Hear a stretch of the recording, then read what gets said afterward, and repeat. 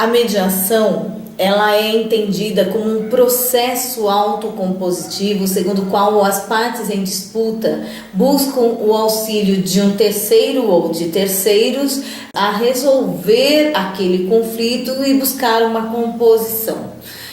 Ou pelo menos restabelecer o diálogo para facilitar a possibilidade de um acordo. Desde a resolução 125 do CNJ, a mediação ela é tratada como um método adequado de solução de conflitos. Quer dizer, hoje não se usa mais a ideia de método alternativo, né? Porque tinha uma certa característica de algo que corria por fora. Mas na verdade, quando se fala em adequado, significa que existem situações e conflitos que respondem melhor quando se utiliza a mediação.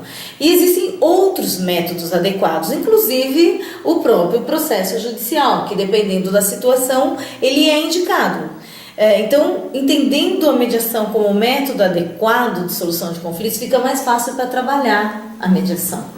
É importante também perceber o quanto, ao longo desses anos todos de utilização do procedimento da mediação, houve uma evolução, inclusive dos conceitos, né?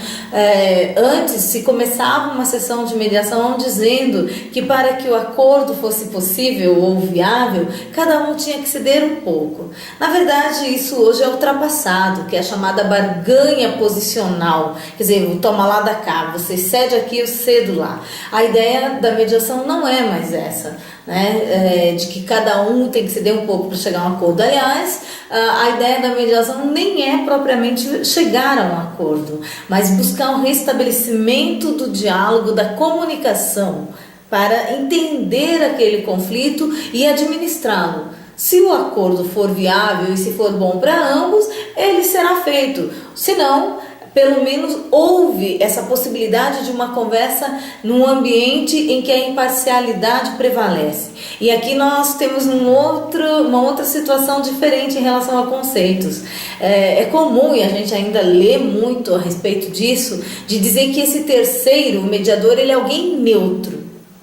Mas, na verdade, a ideia é que ele seja alguém imparcial, porque a neutralidade, ela é realmente impossível para o ser humano, porque cada um de nós tem a sua história, tem as suas crenças, ideologias, percepções, e não dá para simplesmente apertar o botãozinho e desliga. Agora eu sou mediadora, não sinto nada, e nada da minha história interferirá no que está acontecendo aqui. Então essa pseudo-neutralidade é impossível.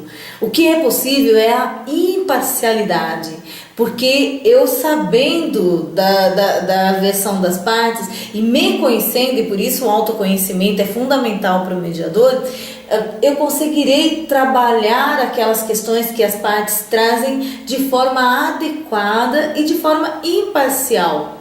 Ainda que isso não modifique as minhas crenças, mas eu não as coloco naquele momento da mediação.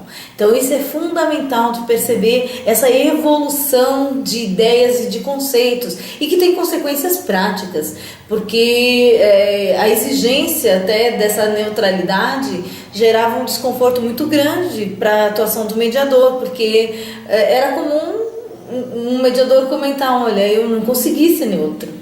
Sim, mas você conseguiu ser imparcial? Se você conseguiu ser imparcial, tá tudo bem. Você deixa as suas crenças com você. Você não precisa abrir mão delas, mas você não pode colocá-las naquela sessão de mediação.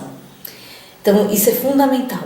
Essa percepção do mediador de que ele não tem que ser neutro, ele tem que ser imparcial, que não tem favorecimento para esta ou aquela parte. Então, o mediador ele busca o equilíbrio, inclusive em questões de poder. E se por acaso isso não for possível, é um dos limites da mediação. Em situações de poder em que isso prevalece, não é possível, porque aí o diálogo não é mais diálogo, ele se torna um monólogo, ele se torna intimidador até, né? Então não é possível. Então esses conceitos são fundamentais para que o mediador consiga fazer um trabalho bem feito na mediação.